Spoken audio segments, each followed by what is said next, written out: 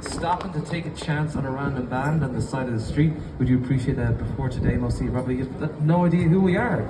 We are Stray Melody. We're a Dublin-based band, but we do perform around the world. We're just back from performing at a festival over in Berlin, but whenever we come back, we always like to come out here onto the street and play a few songs, because it is quite unique that we can actually do this here in Dublin, that we can come out, set up our equipment and effectively put on a concert in the middle of the street. There's very few places, very few capital cities left in the world where we can actually do this. If we were to try and do this in almost any other capital city around the world, the police will be called, they'd come along, they'd take away your equipment, it'd be confiscated, there'd be no music, there'd be no show. And that's because the powers that be in a lot of these places, they value control and conformity more than they value freedom of expression and creativity and music. But thankfully, here in Ireland, we have a very strong cultural ecosystem. Although we might be just a small country, we might not be a superpower in the traditional sense of it, but we are a cultural superpower. Our musicians, our artists, our writers are known the world over. And I think per capita, we have more Oscar winners, more Grammy winners than almost any other country in the world. You might remember the movie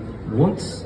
It won the Academy Award for Best Song, and it's actually a story set right here on Grafton Street, a story that buskers busking right here. And so many different artists and musicians have either had their start here on Grafton Street or performed here during their careers. Bono from U2, Hozier, even Ed Sheeran played here when he was a teenager working on his sound. And even when more established artists are in town, they often come down and play some music on Grafton Street. You might remember when Coldplay were in town playing at Croke Park to over 80,000 people. Chris Martin came down here and played a few songs on the street. Even Lewis Capaldi and Niall Horan, they came down here. They busted with our friend Jacob. That's on YouTube. You look that one up.